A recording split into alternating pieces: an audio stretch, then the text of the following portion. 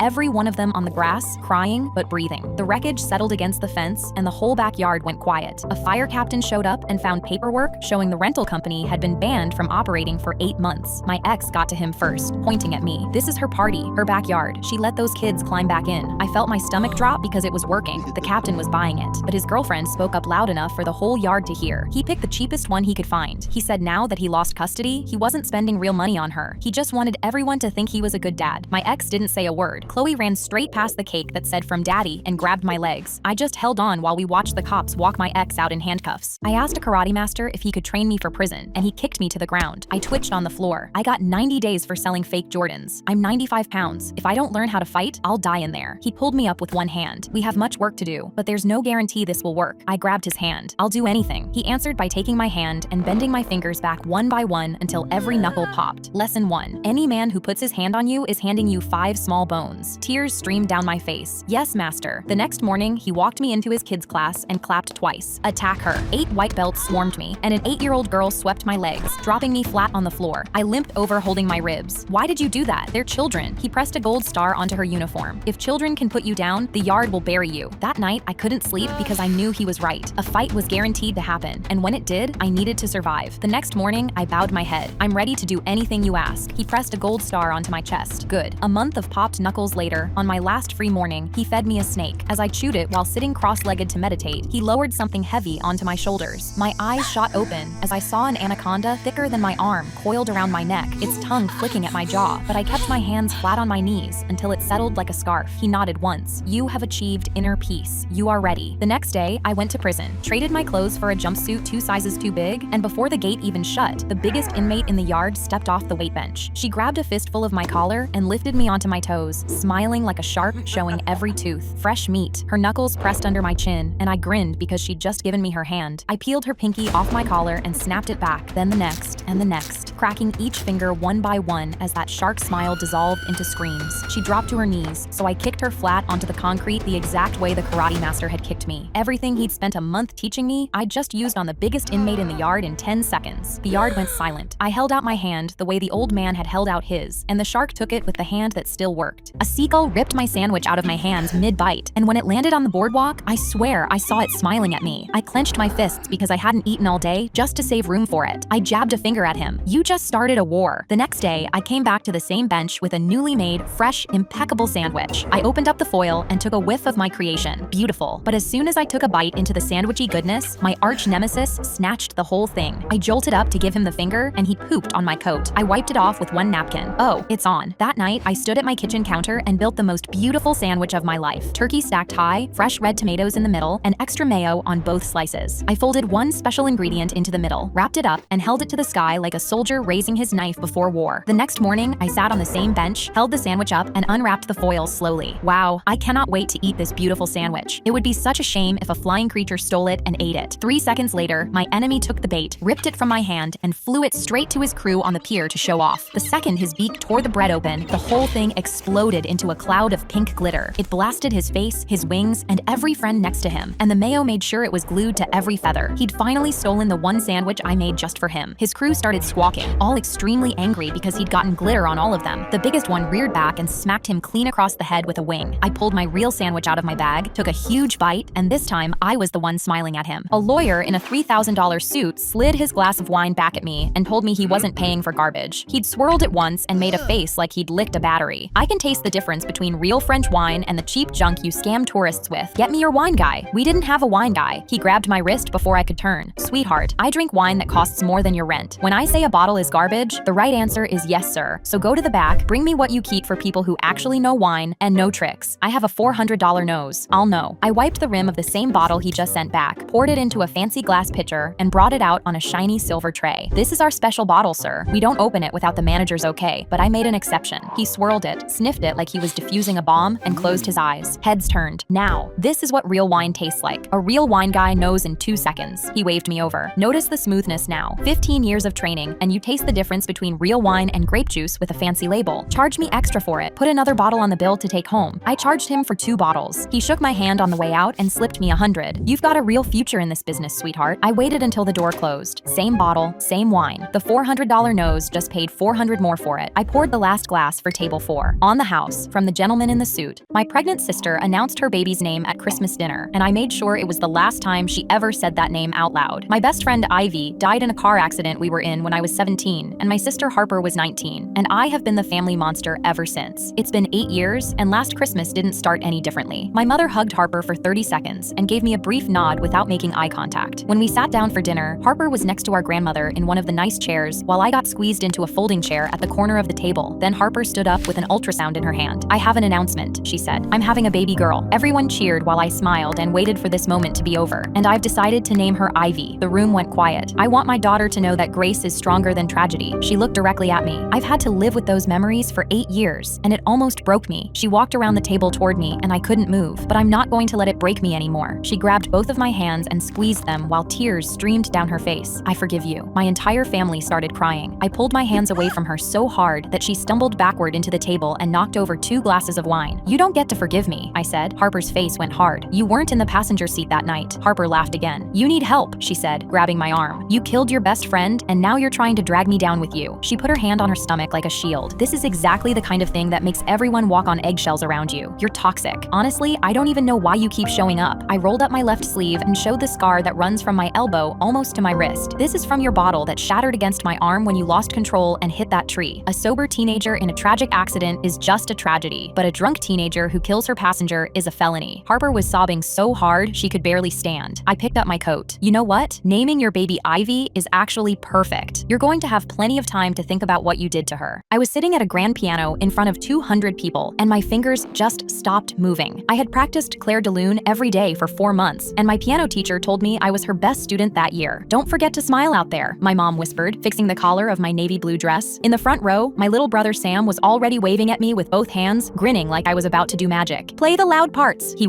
yelled. The first 30 seconds went perfectly, and I hit every note. Then I got to the middle section, the part with the rolling left hand, and my brain went completely blank. The silence in that auditorium was the loudest thing I had ever heard, and my hands just hovered over the keys. I told myself to start the measure over, but my fingers wouldn't move. The back of my neck started to sweat under my hair. Someone in the back row coughed, and the sound made my shoulders jump. My piano teacher stood in the wings mouthing, "It's okay," nodding at me, but it wasn't okay because I still couldn't find a single note. My eyes started to burn, and I stared down at my hands, begging them to remember. But then I heard clapping. One person in the front row slapping their hands together as hard as they could. It was Sam. He wasn't clapping on any beat, he was just clapping. He grinned at me with his 2 missing front teeth. "That was so good," he yelled, and I actually laughed out loud right there on the stage. I put my hands back on the keys, found middle C with my thumb, and started the measure again. I played the rest of the song all the way through. "You played so beautifully," people kept telling my mom afterward. Nobody mentioned the part where my hands stopped, but I remembered Sam's hands, clapping all wrong, starting mine again. My dad gripped my wrist and dragged me into the jujitsu gym for the 7th time this week, but when he tried to show me a flip, I crossed my arms and just sat down. "I'm not doing it. This is useless." In response, he flipped me on my back and pinned my shoulders to the ground. "You never know when you're gonna need it. Now practice your bridge and roll." I stayed on the ground, my jaw clenched with anger because this was stupid. I started thrashing wildly, not doing the move at all, and screaming, "I hate you, Dad. Get off me right now." His face went pale, and he immediately got up. I stormed out while the whole gym watched and threw the guy he'd bought me in the bin. That night, Dad came into my room and set his black belt on my bed. "I'm not saying you need to be like me, but it would be good to—" "Shut up, Dad. I don't care about your stupid jujitsu," I interrupted him and threw his belt at him. He looked at it in his hands, then suddenly went quiet. I didn't even care as his lip quivered and he turned around, but then he suddenly groaned. "Dad, are you okay?" He was clutching his chest and wheezing, and his legs gave out as he fell backwards. He crash-landed with his full weight on top of me, and the air instantly left my lungs. I gasped because his left arm had started going purple, and I realized he was having a heart attack. I tried to reach my phone, but he weighed 200 pounds and was suffocating me. I began panicking and losing air as his shoulder was jammed into my throat. I tried hammering my fists into his back but couldn't get him off, and I thought we were both going to die. That's when I remembered the bridge and roll he'd taught me. I trapped his arm and blocked his foot with my ankle to gain leverage, and pushed my hips up just like he'd said. Dad flew up, and I immediately twisted my body, rolling with him. I gasped for air as I had gotten out, but Dad was still foaming out the mouth, so I grabbed my phone and called the ambulance. At the hospital, Dad slowly opened his eyes, and I immediately clutched his hand. He teared up. "You saved me," but I shook my head. "No, Dad, you saved us both by making me learn jujitsu." We hugged. My husband looked at the itinerary I'd been building for 6 months and said, "This isn't a real trip." We were at the airport scale with our bags already checked in. I had circled the private dock in blue pen and written Sunrise Coffee next to the first morning. He held it up like junk mail. I told people we were going somewhere worth taking time off for, like the Maldives. The ticket agent's hands stopped on the keyboard. That trip took 6 months of research, 2 extra shifts a week, and every vacation day I'd saved since our wedding. I slid his ticket back across the scale. "Cancel this one." He blinked. "What are you doing?" I grabbed my suitcase before he could touch the handle. "Taking the trip." I called my best friend from the curb. "You still have PTO?" By the time we got to the cabin, my best friend had her shoes off before I unlocked the door. She walked straight to the window, looked out at the dock and the lake, and said, "Are you kidding me right now?" like an accusation. I had the welcome basket on the counter with the little breakfast jam I ordered because my husband loved it on our honeymoon, and 2 wine glasses I packed for us. She looked at the glasses, looked at me, opened the bottle, and filled both. My phone lit up on the dock that night. "This is embarrassing. Where are you? Call me." She reached over and turned it face down without a word. I lifted my hand to stop her, but set it back down. I woke before sunrise, wrapped myself in the cabin blanket, and walked out to the dock alone. The lake went from black to blue to pink to gold, and I stood there and watched the whole thing. Then I called him. He answered from our couch in yesterday's shirt. I didn't say anything. I turned the camera out over the water and held it up. He stared. Behind me, the cabin door opened, and my best friend stepped onto the dock, handed me a coffee, and sat in the other chair. He watched her do it. "It's not the Maldives," I said, "but someone's here for it." I ended the call. She wrapped both hands around her mug. "Okay," she said. "I get why you circled the dock." When my daughter finally finally learned the guitar, I finally understood what she'd actually been doing all along. My 12-year-old tore open her birthday present and saw the electric guitar she'd been asking for months, and her eyes lit up. She pointed at her poster of my dad with his rock band and said, "Now I can be just like Grandpa." She plugged it into her amp and started enthusiastically playing random notes while the whole house shook. My dad was old and could barely open his eyes anymore, but he still smiled hearing her mess up the notes. For months, she played the guitar at full volume every day, and my dad's hands shook trying to teach her the fretboard. I begged them to turn it down, but she just kept rocking, and his hearing was so bad, this was the only way he heard anything. She practiced the same thing over and over every day, but I couldn't understand what it was because she couldn't play 2 seconds without messing up. When my dad came over one day, instead of teaching her, he sat outside her bedroom door, listening with his eyes closed and a tear rolling down his face. 2 days later, he passed away, and his last words to my daughter were, "Promise me you'll play it." She nodded through her tears and let go of his hand. She played her guitar quieter after that, but never stopped. Always that same thing I still didn't recognize. On the 1-year anniversary of my dad's death, our family gathered at our house. I was emotional and trying to hold it together, and that's when my daughter walked downstairs with her guitar slung over her shoulder and tears in her eyes. She plugged into the amp in the living room and started playing. I immediately dropped my glass and burst into tears. It was my dad's famous guitar solo, the most known piece of music he'd ever created. I realized she'd been learning it from the moment she got that guitar. She played it perfectly, and when she finished, she looked up at me with tears in her eyes and said, "I told you I could be just like Grandpa." My brother-in-law asked my husband, "Is the baby feeling better, Roger?" "We don't have a baby," I told him, and the words nearly killed me because I'm infertile. I looked at my husband for help, but he looked terrified. I didn't get why until his brother said, "But Roger called me last week about taking her to the emergency room." Roger instantly shot out of his chair. "I don't know what you're talking about. Babe, let's go." His brother looked at him like he'd lost his mind. "You send me videos of her all the time." I sat there confused until he pulled out his phone and showed me a baby girl with Roger's green eyes. She was taking wobbly steps across a living room I didn't recognize. Then I heard a woman's voice saying, "Mama's so proud of you," and I almost threw up because I recognized that voice. "That's your coworker Rebecca," I said, feeling dizzy. Roger shook his head frantically. "Babe, this isn't what it looks like." I didn't believe anything he said anymore, so I looked at his brother and asked, "How old is she?" 14 months, his brother said quietly. I felt like the rug had been pulled under me. I grabbed his phone and opened his bank account because I needed to know what else he'd been hiding from me. I felt vomit rise up my throat seeing months of daycare charges, formula, diapers, and baby clothes. Then Rebecca texted, "Don't forget the clinic needs the $15,000 by Friday for the next round." I felt tears in my eyes as I realized he'd paid a fertility clinic so Rebecca could have his baby, and he was going to do it again. "Roger, 14 months ago, we sat in a fertility clinic and you told me $15,000 for treatments was too much." He started crying. It wasn't supposed to happen like this. Tears were running down my face at this point. His brother put his head in his hands. "Roger, what did you do?" Roger reached for my hand. "Please, I can fix this." I moved my hand far from his. "You're right, you are going to fix this," I said. I went to his transfer screen and Roger's eyes went wide. "Babe, what are you doing?" I sent $15,000 to my account before he could stop me. Then I called Rebecca on speaker. "Roger, did you send the $15,000? She asked. Roger whispered, "Please don't," but I continued anyway. "Rebecca, this is Roger's wife. Your $15,000 is paying for my fertility treatments now. You can have Roger, but just know he's too broke to pay for your next baby. Good luck." I hung up and dropped the phone in his lap. Roger reached for my hand, crying, "Please, we can figure this out." I pulled off my wedding ring and set it on the table. "I already did, Roger. I'm having my baby without you." Every night at 8:30, my 6-year-old marched into my bathroom, handed me my toothbrush, and said, "2 minutes." Maisie brushed beside me at the sink with the focus of a tiny, deadly serious dentist, never taking her eyes off the clock. She'd started the week after we buried her dad, 4 months back. Bedtime had always been his job because I worked late, so when she suddenly needed me at the sink, I figured it was grief. I just needed to know why, so I could help her. So while we brushed, I started asking gently, "Are you sad about Daddy? Is something scaring you?" She frowned at me like I'd said something bizarre. "I just don't want you to get cavities," she said through a mouthful of toothpaste. Her teacher called me that week, half laughing. Maisie gave an 11-minute presentation on flossing today. Nobody asked her to. I took her to the doctor, sure something was wrong, but he just checked her over and shook his head. "She's perfectly healthy. Whatever started this, it isn't her teeth." She started checking that my toothbrush was wet every night, so she'd know I hadn't faked it. One night, I was too tired and tried to skip it, and Maisie broke down sobbing and grabbed my hand. "Mom, please, we have to brush together." A few nights later, we were on the couch when a toothpaste commercial came on. Brushing alone is not enough to prevent cavities. Maisie sat straight up and pointed at the TV. "That's what Daddy always said when we brushed together. Brushing alone is not enough." I dug my nails into my palm to keep from crying. I never knew her dad had brushed his teeth with her every single night while I was at work. She wasn't doing any of this for cavities. With him gone, she was making sure that neither of us ever brushed alone. I decided not to tell her the commercial only meant she needed to floss. Now I'm the one who hands her the toothbrush at 8:30 and says 2 minutes. I walked into my house and instantly rolled my eyes because there was a hole in my roof I'd never seen, and I had no idea how it got there. It was so small I wasn't even going to fix it, but that night while I was sleeping, I woke up to water water pouring on my face because it was raining. I called a contractor in the morning and stood outside tapping my foot, but when he stepped out of his truck, my jaw dropped because he was at least 400 pounds. He barely glanced up at the hole in my roof before waving his hand. "That little thing? I'll have it patched in 10 minutes. This is easy." He leaned his ladder against the house and started climbing like he'd done it 1,000 times. But something about the way the ladder creaked under his weight made my stomach turn, so I climbed up behind him to keep an eye on things. He walked right up to the hole and took out his tools, but the roof was already bending. "Are you sure this roof can hold you? You know, because of how heavy your tools are and everything?" I tried finding a way to phrase it nicely, but he put his bucket of cement down and got in my face. "What are you trying to say? I've been doing this for 20 years. This roof is solid." He stomped his foot down to prove it, and that's when it happened. My roof cracked open right under him. I watched in horror as this 400-pound man crashed on my living room floor stomach first. He laid there flat and not moving, while I stood on the edge of the brand new crater in my roof. I wasn't even going to fix it. Now the hole was 10 times as big. Halfway through the movie, my friend's mom locked the deadbolt and pulled every curtain shut. "Whoever comes knocking tonight, you let me get the door. Just promise me you won't open it for anyone." My friend laughed and said, "Okay, Mom, you're being super creepy right now. What is this? You hiding a body in here?" Her mom didn't even smile. She just set a heavy iron skillet on the stove and clicked the burner on under it. "Your brother called me from the bus station and he's out and headed over here right now. You just let me deal with my son because that's my job, not yours." My friend grabbed my hand under the blanket. "He scares me when he gets like this," she whispered. Her mom slid her phone face down and still couldn't look at us. "I already called the cops, so we just have to keep him talking till they get here." She finally looked at us. "Whatever he says when he comes in, you two do not move off that couch." A minute later, a knock came, and her mom didn't even ask who it was before she pulled the door open. A man pushed past her into the house, and his eyes swept over the two of us on the couch. "Look at this, a house full of people who think they can keep me out." My friend grabbed her mom's arm. "Mom, please, just let him say what he wants." Her mom stepped in front of us and wouldn't move. He pulled a gun out of his waistband, and the two of us shrank into the cushions so hard it creaked. 3 whole years I sat in that cell, and not one of you came to see me. His mom kept her voice soft and steady. "I'm right here now. Put that down and talk to me." He took a step toward the couch instead, the gun still up. "Nobody tells me what to do anymore." She slid backward toward the stove, hands open, eyes never leaving his. "I know, baby. Just look at me for 1 second." He turned his head toward her, and that was when she swung the skillet off the burner into the side of his head, and he dropped before he could pull the trigger. My friend finally let go of my hand. Her mom crouched beside him as the cops came through the door. "You were my whole world once." She brushed the hair off her son's forehead. "But I am not letting you take somebody else's." My fiancé slid a check for $10,000 toward me, and I pushed it away. My fiancé crossed his arms. "Come on, my mom said she wanted to help out. What's the problem?" I shook my head. "I'm worried this has strings attached and she'll force control over our wedding." My fiancé rolled his eyes. "You're just being paranoid. Mom can be controlling, but she's not crazy." He told me to cash it for the wedding, but I hid it in my purse instead because that check didn't feel like a gift, it felt like a leash. The next day, I called a small Italian restaurant from my desk during my lunch break. I explained to the owner that my fiancé and I had our first date there, and we were hoping to rent out the restaurant for our wedding. The owner sighed. "I'm so sorry, but someone else requested to rent our restaurant that same day." I pushed my bagged lunch to the side. "Really? Do you book weddings often?" "No. This request and yours are the only two we've ever had." After hanging up, I couldn't focus on work. My coffee mug was shaking in my hands. I already knew who had made the other request. Then, my phone rang. I answered it, and a wedding planner introduced himself. "Hello, your mother-in-law hired me to help with your special day." "Really? Our wedding only has 25 people coming. It's a little much to hire a wedding planner." The planner was quiet for a minute, then said, "Are you sure? I was told the wedding would be at least 100 people." I dropped the mug and it shattered at my feet. I asked the planner to call me later and hung up. By then, it was time to go try on my dream dress at a bridal store, where I knew my mother-in-law would be. I was in the dressing room when the store assistant knocked on the door, telling me she had the dress for me to try on. When the assistant opened the changing room door, I covered my mouth with my hands. It wasn't my dress. I reached out to touch the wrong dress, wondering if I should just make her happy and put it on. I threw it on the floor instead. I ran out to where my mother-in-law was waiting. "I know you booked the restaurant. I know you hired a planner for 100 people, and that dress in there isn't the one I picked. You've been trying to take over the whole wedding behind my back." She didn't deny it, she just grinned. "You already accepted my check. Why are you being so selfish?" I pulled out my phone and showed her the screen. I'd called my fiancé on the way so that he could listen in on our conversation. "Wait," she started, but my fiancé was as done as I was. "I trusted you. Forget about coming to our wedding." I hung up the phone while she stood frozen. Her check was a trap. I pulled out the check from my purse and ripped it. I walked into my my son's principal's office for the discussion, and he instantly adjusted his glasses. Your son isn't allowed to walk down the aisle at graduation. His wheelchair will take too long and our timed schedule doesn't allow for it, but he'll get his diploma after, don't worry. I stared in disbelief because 4 years ago, my son tackled an attacker in this school. He saved everyone and caught a bullet in the back in the process. Doctors said he'd never live normally again, so crossing the stage meant proving everybody wrong. I stormed out without replying, and while leaving, I saw Nathan in his wheelchair playing basketball with the friends he'd saved. I walked over and whispered to them so my son wouldn't hear. They gripped their heads as they stared at the principal walking around with legs my son didn't have. He's only alive because of Nathan, and he won't let him walk. Oh, hell no. On graduation day, I helped Nathan put on his cap and gown, and he smiled at me. Are you ready, Mom? I nodded because I knew so much he didn't. The principal began reading the names, and my son cheered for every student before him. Some even personally thanked him from the stage. But then the principal got to where Nathan's name should be. My son gripped his wheelchair, ready to roll. Nelson Joe. My son's smile dropped, and his fingers stayed on his wheelchair, now trembling. The principal continued, Nelson Joe, please walk. But then Nathan's friend stood up. I think you skipped someone. A smile spread across my face as the principal went pale. He's too slow. We just don't have time. We don't have time for the person who saved our lives? Another kid stood up. None of us would even be here without him. The principal began trembling as dozens of kids stood up. I nearly teared up, watching Nathan's eyes light up as he saw how much he meant to his classmates. The principal called Nathan Daniels, and while the whole room clapped, my son started wheeling towards the stage, going extra slow just to piss the principal off. 3 days into a psych ward stay for depression, I caught the night nurse pocketing half of every patient's pills and logging the full dose. I started hiding scrap paper in my pillowcase, filling it with dates, times, and exactly what I saw her do. Then one night, I woke up and she was standing over my bed, my pages already in her hand, and my roommate dead asleep 3 feet away. She smirked down at me. You think anyone in here is going to believe you? She slid the paper into her scrubs and walked out. I lay there staring at the ceiling while the only proof I had disappeared down the hall with her. I was the only person who knew what she was doing, and I was the one person in that building nobody would believe. During rounds the next morning, she stopped in my doorway and said, to no one, some patients confuse their paranoia with reality. I felt every head in the hall turn toward me. At my next therapy session, my therapist folded her hands on her clipboard. Have you been feeling like the staff here are working against you? She put a hand on my arm. Nobody here is trying to hurt you. What you're feeling is part of why you're here. I went quiet for the rest of the hour because the nurse had gotten to her too, and there was no one left in the building to tell. That night, from my doorway, I saw her hand the woman in the next room half a dose. The woman had been crying in her bed for 2 days, barely able to sit up, and she stared into the cup like she already knew something was wrong. Is this right? I'm not getting any better. The nurse smiled and said she'd logged it herself, then leaned in close. Are you feeling a little confused tonight, sweetheart? The woman's face crumpled, and I watched her start to believe she was the problem. She wasn't just stealing their medication. She was stealing the last thing they had left, their trust in their own minds. But she couldn't steal my memory. My roommate was getting discharged in the morning, and a patient walking out the front door was the one witness nobody could call paranoid. That night, I climbed into her bed and whispered every date, every name, every dose into her ear, and made her say it back to me until she had all of it. She walked out the next morning and straight into the hospital director's office, and the investigation had her logs pulled before the end of the day. From my window that night, I saw the police walk the nurse out with her head down. She'd been doing it for over a year. Every patient she'd gaslit got a call telling them they'd been right all along, and the therapist who patted my arm was the one who wrote my apology. I walked out the front door holding it.